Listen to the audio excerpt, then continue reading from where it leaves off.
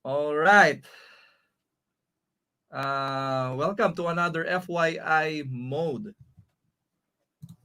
Our topic for today is popular courses among engineering professionals. Ayan. So, before I share more about that, ang taya po tonight, 6 p.m. na pala, is Jomar. My name po is Jomark and I'm your host this evening. Please connect with me via LinkedIn. Okay, so today, once more, the topic is about most popular courses among engineering professionals. Ayan, so this one was uh, made up, no, or data coming from all of us who are in LinkedIn, and LinkedIn Learning consolidated all those data. Ayan, and they saw na these are the most popular courses among engineering professionals, okay, up to this date. Ayan. And before we talk more about the top 10 most popular courses among engineering professionals, may we invite you to join Mechani Web. They have an upcoming After Effects, visual effects and motion graphics using Adobe After Effects. So once more, that live stream training is absolutely free from our friends in Mechani Web. I'm seeing also here they have Adobe InDesign Quick Start happening on October 3. So this will be going first in design and then After Effects. Ayan. Also, to our friends in Autodesk Community Philippines, they have part 6 of Revit. Part 6 Learning Advanced Revit on September 18, which is tonight. Diba? Tonight at 8 p.m. So you may want to uh, check that out as well. Ayan. And ako naman po, you know me, I'm an advocate of soft skills as well. We have tomorrow naman, no? It's survival tips to reinvent your career and thrive during pandemic. So our guest speaker, sharer for that is Miss Wanda Lin. Ayan, so this will be tomorrow at 3 p.m. Highly suggesting you click the get tickets. I believe we will be raffling out 3 months of LinkedIn Career Premium and the LinkedIn Learning subscription. Ayan. And shout out po, no, to our new members. We also handle many Adobe user groups. It just so happened I am showing you Adobe Photoshop User Group Philippines. Okay, but we also have Illustrator, After Effects, ayan. Premiere, we have specific groups for that as well. So once more, shout out to Jack Crispard, ayan. Dichos Shedevera, thank you for joining Adobe Photoshop User Group Philippines. Ayan, Vivian Dosal Reyes, Mambo Akay, Cheryl Dumlao, Christian Castro, Jovel Peralta, Justin Tabisaura, Lizel Salud, Maxana Nool, Rajenhart Reyes, Maures Calma, Robo Ariza, Mike Recanya, Benedict Licop, Anessa Layago, Rage Buscas, Lynn Season, JC Baldomero, Jeffrey Elpa, Sir Paul, yan, Arleon Ruz, Rachel Romero, RJ Dime, and this sounds like a Vietnamese, so Nguyen Hui Son. Ayan, so thank you for joining us in Adobe Photoshop user group. Ayan, Philippines. Shout out also to Jam Maglapos. Sir, thank you for, good evening din. Thank you for joining me tonight. So going back on our top 10 most popular courses this year in LinkedIn Learning. Let's head to the bottom at top 10 is Git Essential Training, the basics. Ayan, so Git was recently acquired by Microsoft. GitHub is a repository ng mga codes. Ayan, so let me show you uh, the first Git Essential Training, the basics. Let's watch the introduction video to inform you more what this course is all about.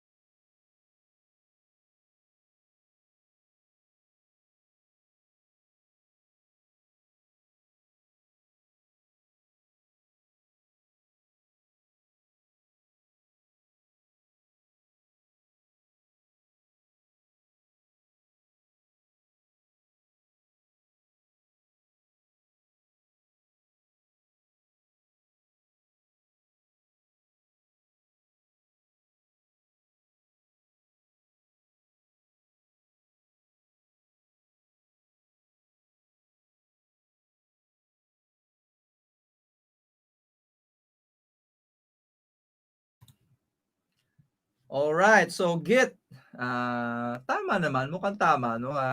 Because of course, very helpful ang Git na yan, no? Especially in terms of collaboration when you're doing codes and scripts. So it belongs to our top 10. Next is remote work foundations. Now, I think this is general, no? Because everyone is working from home, and I think everyone, not only engineers, gets value out of this course from Mike Gutman. So let's check this out, the introduction.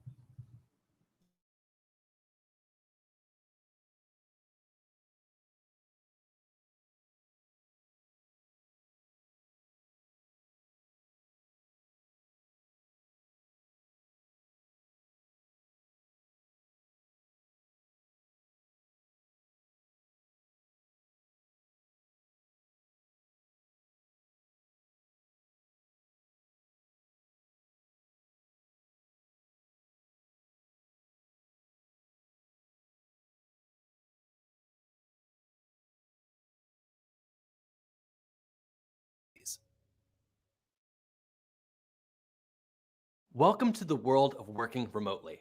Honestly, for me, Nothing beats it. I get to work wherever there's internet, meaning my kitchen table. Okay, so this is a short course, no, working from home, and I think napanood ko na to, no, from my different account, and okay siya, no. It teaches how can we be more productive about working from home. Ayan. At saka may mga tips dyan, no. Again, this is a great course, and I agree that this can belong to top 8 because not only engineers will be gaining a lot from here, but everyone else as well, because again, lahat nga tayo ay working from home. Okay? So at the top 8 is Strategic Thinking by Dory Clark. Strategic thinking. Ayan, I usually hear about that usually when I was way back taking my MBA, strategic thinking. Ayan. And I'm hearing also a lot these days about design thinking. I think there's someone here in the Philippines promoting design thinking as well. So pagka-correct nga, no? Yeah, of course, engineers who are into desiring top positions. Tama naman po 'yan. If you're an engineer, hindi po pwede na magdamag tayong technical na lang, no? Tapos mahingit ka someone na business siya, mas malaki yung salary sa iyo, no? I'm sure may mga iba rin sa atin naka-experience ng ganun, and I have experienced that as well. That's why I opted to take business courses and MBA to level up, kasi you'll be stuck. May stuck ka lang, no, kung magdamag ka na no. Of course, if you desire a better salary, you really need to level up, no. Not only your contributions being technical, of course, but be able to manage a team, ayan, run a business. So tama naman siya, mukhang marami ngang mga engineers ngayon, no. Happy to see na marami nagde-desire ng to level up by acquiring business skills. Ayan. So let's watch this one from Dory Clark. Strategic thinking is a valuable skill for everyone in an organization, but it becomes increasingly essential as you ascend the ladder. In fact, you likely won't be promoted and can't succeed as a leader without it.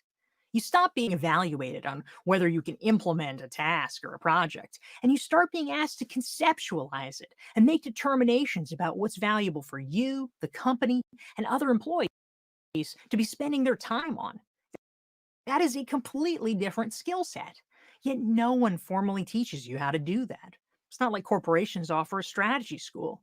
You have to take the initiative to figure it out. That's why we're here today. I'm Dory Clark. I teach for Duke University's Fuqua School of Business, and I'm the author of Reinventing You and Stand Out. I write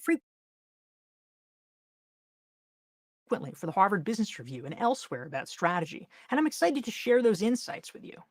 In this course, we'll start by really understanding what strategic thinking is and how you can carve out time to do it.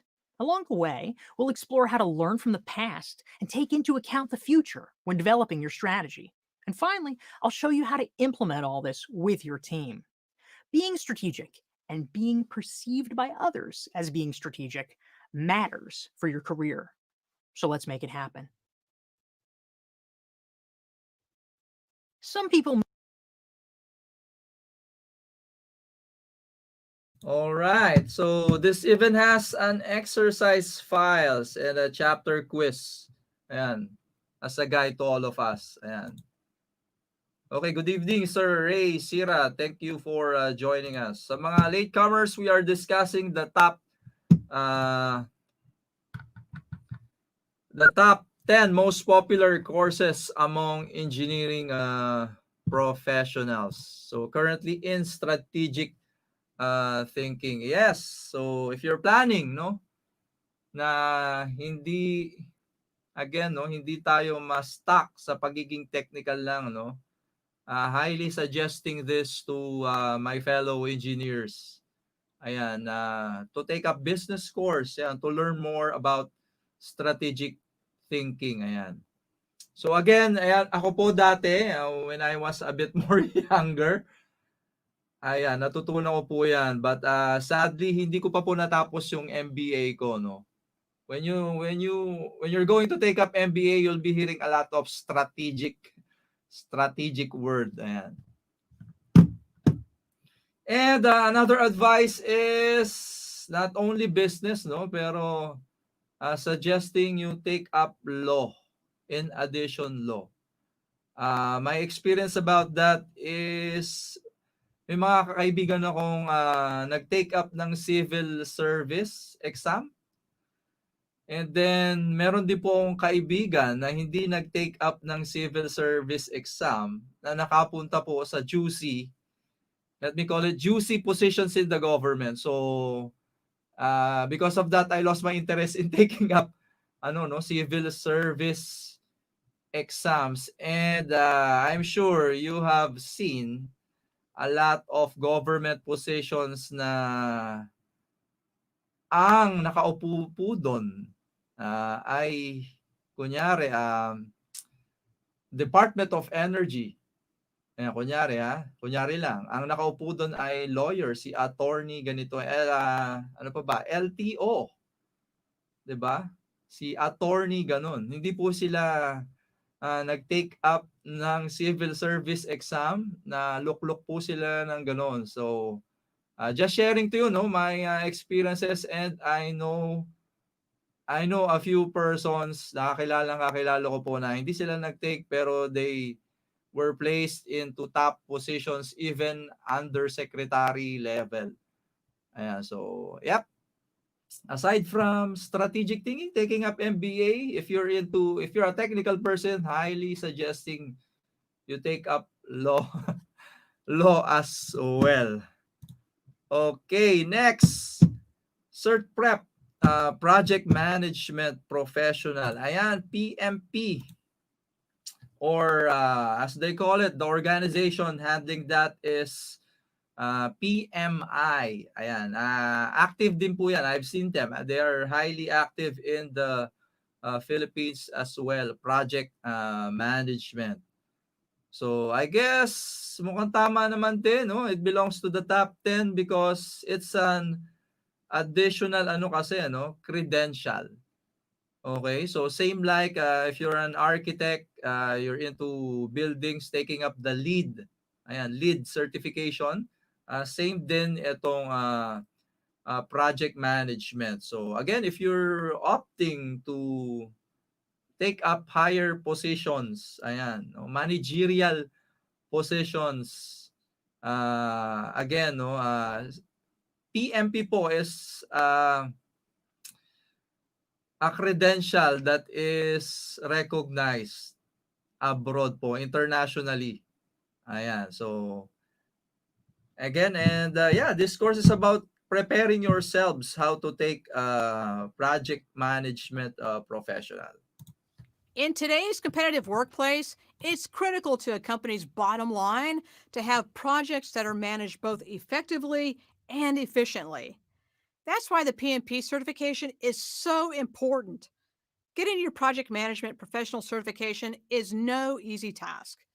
It takes years of project management experience, 35 hours of education, and you must pass the exam. And that's what this course is all about, helping you prepare for the exam. I'm Sandy Mitchell, and I've been teaching and working as a project manager for 25 years. I've helped hundreds of students prepare for the exam. In this course, I'll teach you what you need to know to pass the PMP exam. I'll cover the 5 process groups, 10 knowledge areas, and the 49 processes that are in the PMBOK guide. I'll provide information on topics that are on the exam but not in the guide. There's also supplemental material, including study guides, handouts, and practice exams that'll help you learn the material. To be honest, this exam is one of the toughest you'll ever take.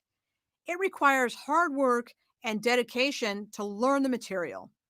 But with this course, you'll be on your way to being prepared to take the exam. All right. So that's PMP, no? So again, oo nga pala, no? Just to share, just to add, just to share. Our friends in MechaniWeb are also offering certification exams in Autodesk and Adobe. So parang same lang din yon, but of course, they are offering more about software specific. So again, if you would like to be certified, aside from being PMI certified, no, PMP certified, our friends in MechaniWeb has certification exams for Adobe and Autodesk. So in addition, I'm seeing here some of the courses in LinkedIn Learning has continuing education units. Okay, so if you take up this course, ayan, no, may continuing education units siya. Kasi sa, just to add, no, sa PMI, the ones handling the PMP certification, meron din po yung continuing education din, no. May CPD din sila wherein you are required to have those in order to maintain your credential. Like this, PMP, 'di ba? Project Management Professional Credential. So if you take this one, ayan, no, you'll get to have PDU, no? Professional Development Units kung ikaw ay nagme-maintain. If you already are a PMP, no, or is a PMP, ayan, if you take this course, you'll be having continuing education units. Ayan. So selected lang din po sa LinkedIn Learning, no, some. I have seen if you're an accountant in the US, meron ding CPD units din. Some of the courses here in the LinkedIn as well. Okay. Moving forward, number 6, time management. And from Sir Jam Maglapo, sir, ayun po dapat sa verticalization ng course. And not sure po kung ano yung tinutukoy nyo sa verticalization. No? I'm sorry, pero ayan, recognizing the comment of Sir Jam Maglapos. Next, going back, time management, working from home. Ayan, time management. Pwede rin tayo top 6. Of course, even me, as a leader din, no, in our organization, the realization as well is the pandemic and this from work from home setting, parang it brought me and it brought others din, no, a lot of time working. Parang feel ko tuloy ngayon mas marami akong na-render na trabaho while working at home. And I guess this time management, it really is an effective course. Tama naman kasi sa like me, at most of the time nakakalimutan ko na po minsan kumain, no. Dahil sa lugmok sa trabaho. And totoo, no, from Dave Crenshaw, I have watched this course, time management. Ayan, napaka effective niya, no. Maganda siyang dalhin into your personal system. Okay? Working from home is a wonderful opportunity. It offers more flexibility and can eliminate a daily commute. It can also help you feel more relaxed and closer to those that you care about. It also presents a lot of challenges, especially when it comes to time management.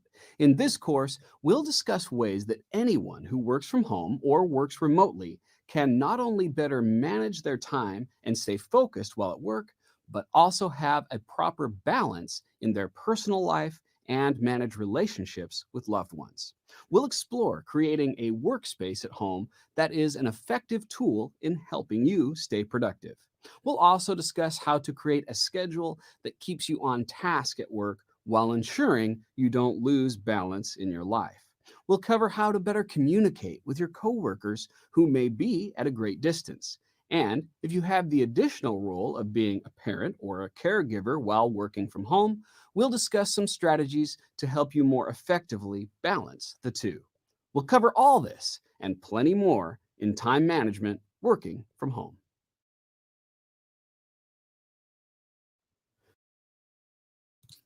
Okay, so time management, working from home. Ayan. Once more, napanood ko na rin po ito, no? And it has continuing education units as well. Ayan, kakasabi ko lang kanina, I mentioned about accountancy, yes. Ayan, no? If you watch this course, they have 2.2 CPEC credits. Ayan, same with PMI. Maganda po yung course na to. Yeah, highly suggesting that. I agree with this. And mabilisan lang siya, no? You can watch this after our live stream.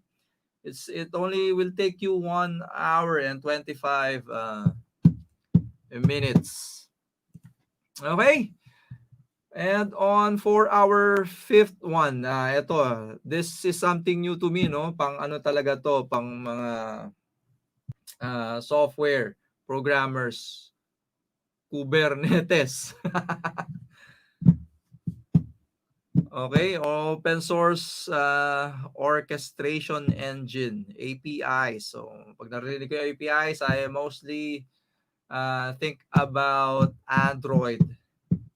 Okay, let's check that course. Have you been hearing about this term cloud native? Are you worried that everyone around you is talking about this Kubernetes thing and you have no idea where to get started?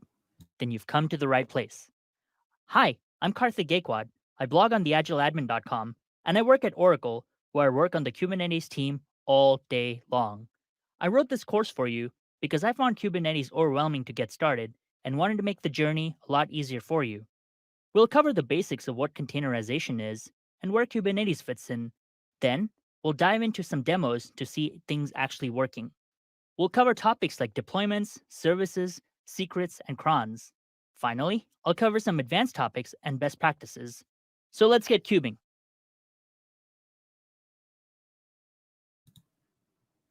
All right. So Kubernetes, ayan, dahil hindi ko rin to alam, no. Let's watch this video. What is Kubernetes?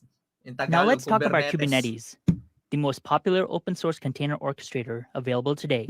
The adoption of Docker has really taken off in the last few years. Per the 2017 Docker survey by Datadog, Docker adoption was up 40% in Datadog's very large customer base. Additionally, the 2017 Docker usage report conducted by Sysdig stated that the median number of containers running on a single host is about 10. All this data begs an important question. How do you manage all these running containers on a single host, and more importantly, across your whole infrastructure? This is where the idea of container orchestrators come in. Container orchestration solves the problem of deploying multiple containers, either by themselves or as a part of an application, across many hosts. From a high level, some of the features required are the ability to provision hosts, start containers on a host, be able to restart failing containers, have the ability to link containers together so that they can communicate with their peers, expose required containers as services to the world outside the cluster, and scaling the cluster up or down. There are a few solutions in the container orchestration space, and we'll cover more of these later on. Kubernetes is an open source platform designed to automate the deployment, scaling, and operation of containers. The real goal of the platform is to foster an ecosystem of components and tools that relieve the burden of running applications in public and private clouds. Kubernetes, often called K8s or Kubernetes, is an open source platform that started at Google.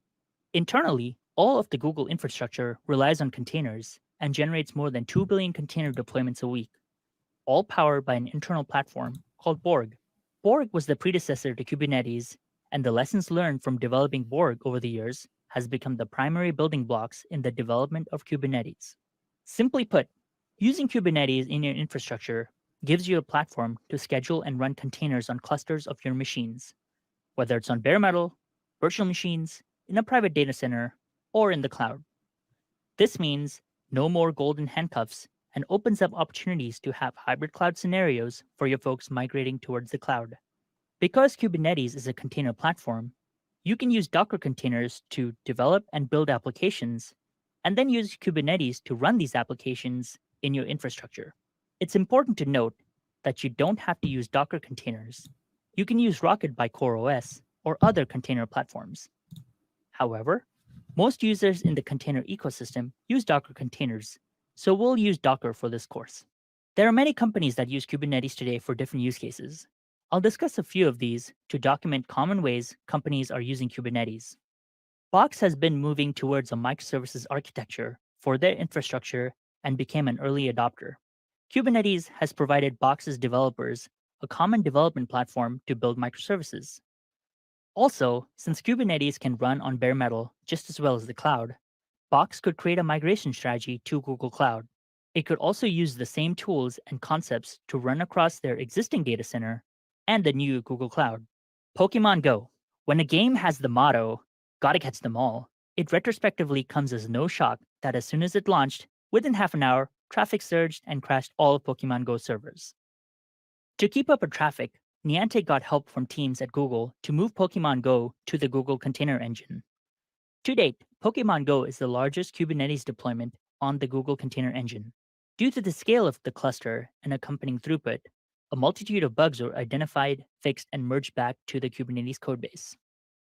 eBay was an early adopter of OpenStack and used OpenStack as the platform to run their virtual machines. However, as the infrastructure grew, developers found it easier to manage and deploy containers as opposed to working with VMs or applications directly on OpenStack. As a result, eBay moved to use the Kubernetes platform from OpenStack Magnum. This allowed the company to manage the infrastructure more easily and allowed their developers to continue to be agile and productive. In the next section, we'll take a look at why Kubernetes is so effective and why people like it so much. Ayan, so this Kubernetes na to is really for those who are into software and programming. Okay. Moving forward, our top 4 programming foundations algorithms. Ayan, this one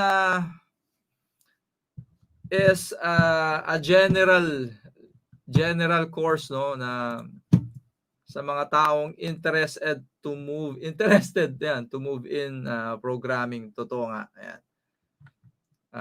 Which are algorithms.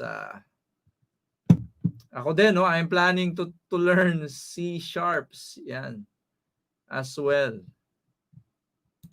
The world that we live in is increasingly powered by software. It touches just about every aspect of our daily lives, whether we're scrolling through our news feeds, working on a spreadsheet, or even just driving in our cars. And what powers software? Algorithms. Algorithms are basically processes, recipes, instructions, whatever you want to call them, that describe how to perform certain tasks. No matter what kind of applications you build, you're bound to come across situations that require the use of one or more algorithms to get the job done. Hi, I'm Joe Marini, and I've been programming professionally for more than 30 years for companies like Adobe, Microsoft, and Google. In this course, we're going to learn about some of the basic algorithms used in all kinds of programs, such as sorting data, searching for information, and working with basic data structures. Trying to build a program without understanding algorithms is like trying to build a car without understanding engines. So pop open your favorite text editor and let's get started learning about algorithms. Before we get started, there are some concepts. So this is mukhang tama, no? Happy to see na maraming engineer, no? Engineers transitioning, not only transitioning but adding programming into their tool set as well, kasi hindi po talaga mawawala na yan ang programming na yan, no? Everything else will be going into computers talaga. So it's really a must sa ating mga engineer na matuto ng programming language, 'di ba? Tama naman, robotics is programming, mechanical and electrical, electronics, 'di ba? So, ayan, I'm seeing arrays, ayan, totoo yan. So, actually, pare-pareho lang naman din po yung concept niyan when you're into other programming languages, and this course is sharing the similarities, ayan, and helping you out decide kung ano, no, what programming software yan ang pwede mong kunin. Okay? Number 3, JavaScript. Oh, yes, JavaScript.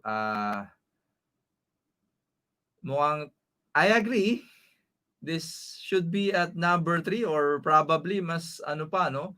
Mas higher in the ranking. I talked about kanina, no, After Effects. Ayan, one of the applications of JavaScript is in After Effects. So if you're planning to automate After Effects, ayan, no, mas mabilis yung workflow mo. The coding language of choice to be efficient is After Effects. So ako din, no, you know me, I use After Effects din. Nasa wishlist ko rin yan, no, if I have the time. Nag-aral din po kasi ako ng HTML and CSS, and yeah, if you're into web development, web design, 'di ba? HTML, CSS, number 3 would be JavaScript. So again, hindi lang po ano 'yan, no? Pang web dev. Kanina I mentioned After Effects. Ayan. Kung alam mo JavaScript, you can automate, yan, you can be advanced sounding looking After Effects user if you know JavaScript. Same then with Fusion 360, it harnesses JavaScript din. Okay, so yan, Morten, I've seen a lot of courses from Morten. Si Morten talaga ang go-to person when it comes to JavaScript in the LinkedIn Learning Library. Okay. If you work with or interact with the web, JavaScript is everywhere. It's an essential part of the modern interactive web and is a driving force behind much of the evolution we see both on the web and in interactive computing devices. I'm Morten Rand Hendrickson, and I'm here to take you on a journey of discovery right here, right now, with JavaScript Essential Training. We'll start out by getting to know JavaScript itself and familiarize ourselves with the tools used to work with the language. We'll explore concepts including variables, functions, objects and methods, events and loops. And throughout, we'll work together on several projects to put theory into practice and make sense of how JavaScript is used in the real world. JavaScript has become a mainstay of modern web development and can add a new level of interactivity and advanced functionality to any web project. I'm here to show you how to get it right, so let's get cracking with JavaScript Essential Training.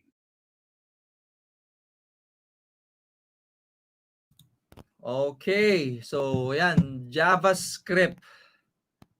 This course is really comprehensive. Ayan, no? I'm seeing here 5 hours. Ayan, Document Object Model, DOM. Yes, it's absolutely free, Mr. Albert, no? Sir Albert. Ayan. We're seeing here the top 10 courses most engineers are watching in LinkedIn Learning nowadays. Okay? So, moving forward, medyo kakaiba to, no? Baka hindi ata mga engineer to. Baka mostly mga computer engineers. Ako din, yan, I am not familiar with Docker as well. So, again, pang ano ulit to, no? Mga pang programmers, pang mga computer science person to, no? Let's check out Docker. Hi, I'm Arthur Alfelt, and I use Docker every day to manage a system with millions of users and hundreds of containers. In this course, I'll show you how to get started using Docker. First, we'll take a look at the Docker flow and how to work with containers. Then, we'll build some Docker images of our own. After that, we'll look at networking and some more in-depth parts of how Docker works.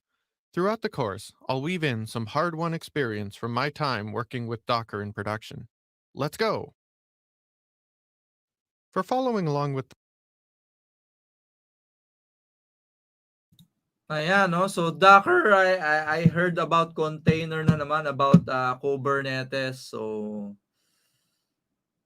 next step beyond the virtualization, database, operating system. So again, though, these are for those who are into programming systems and about computers. So Docker. And finally, number 1 is Python.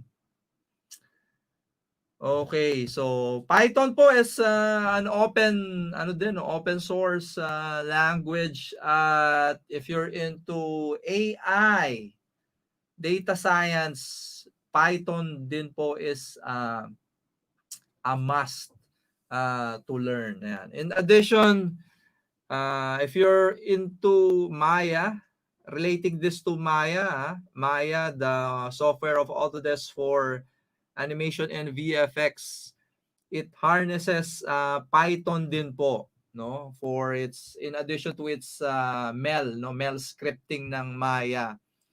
So maraming gamit din po to, no, same with you can also use this into Fusion 360, Python. So if you're into robotics, Python. So ganyan din po yan, no. And yeah, in the Philippines, we have a big community of Python users, no? Py community. I think we even have a Python user group for women in the Philippines. So marami rin pong nag-a-advocate ng Python na yan. Kasi nga, in addition, marami po siyang uses. General purpose din po yan, no? I agree with this as well, but not necessarily number 1, pero pwede rin kasi very powerful ang Python. Marami po kayong magagawa sa Python na yan, no?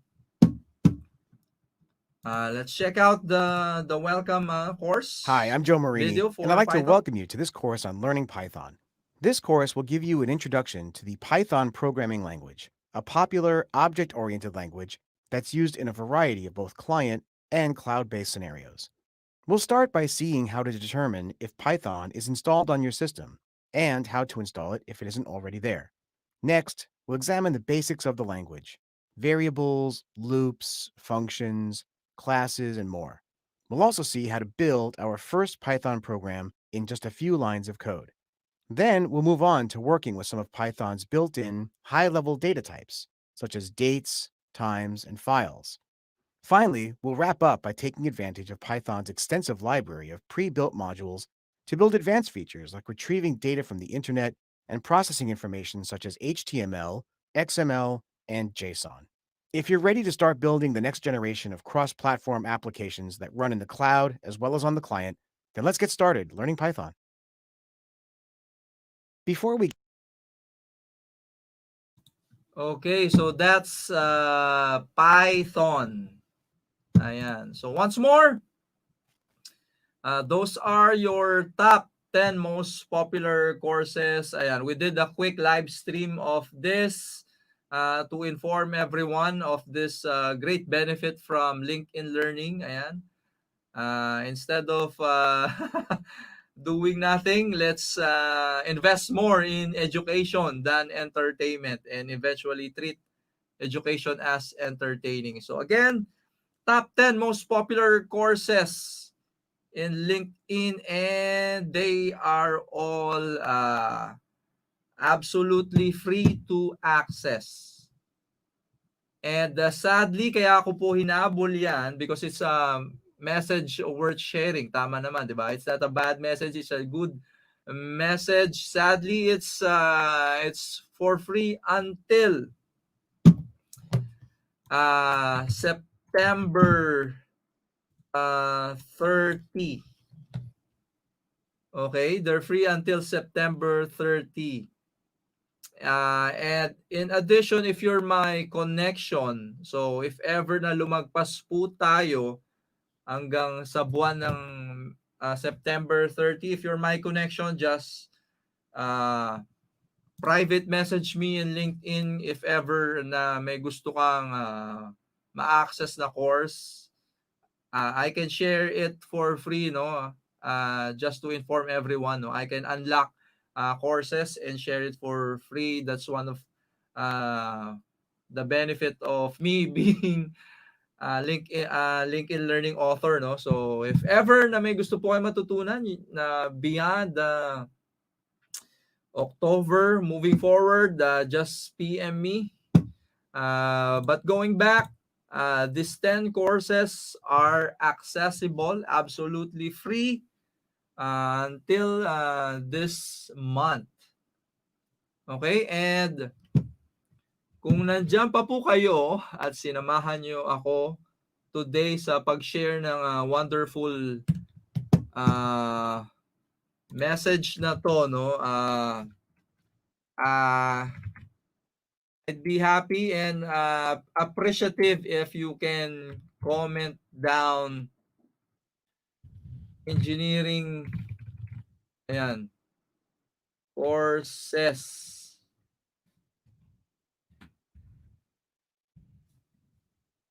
Yan, lagay nyo pala hashtag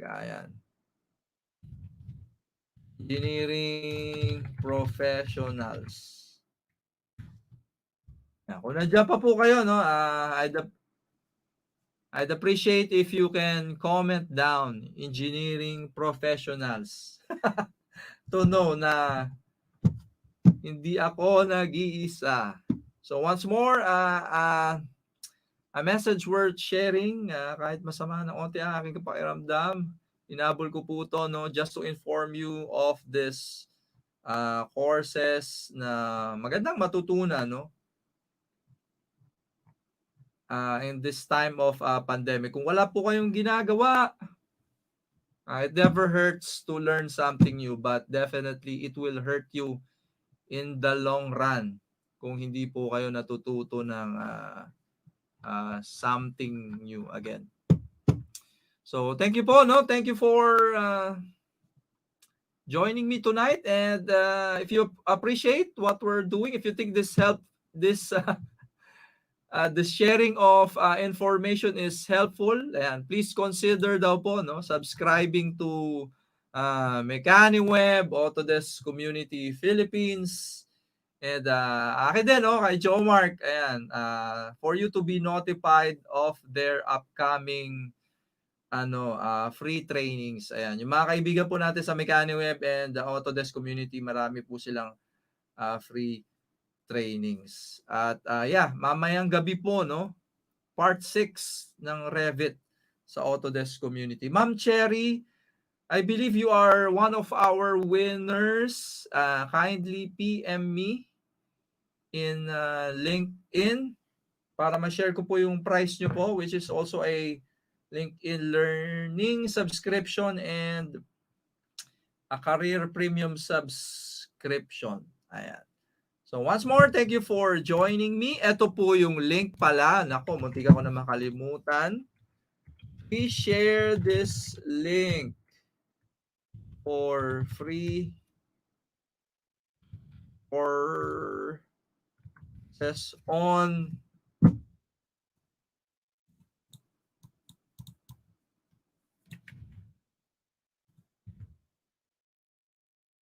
on 10 most popular this year. Yan. Tapos ito po yung link. Here is the link. Kaya ba to kahit mahaba? Chat. Ayan. Pa-check na lang po if it's really is free. But yes, kung sinabi nila, no, it's Microsoft. Microsoft earns LinkedIn Learning. Ayan. Sharing again the link. Please share it. Ayan, no? Please share it sa mga tao po na sa tingin nyo ay magbe-benefit din sila dyan. So, kahit mamaya, no, I can begin watching strategic thinking, time management. These are all, these are short courses din, no? Or while waiting for our Revit. Yan, feel free to watch it within 1 hour. So, kanina nagbabad na ako sa pagpapanood ng replay ng NBA. Ngayon siguro manunood ako ng strategic thinking na while waiting for our live stream of Revit. So once more, connect with me po in LinkedIn and thank you for watching. Sana po nakatulong po tong quick live stream natin. And I'll be leaving you with this video from one of our supporters, no? Asus.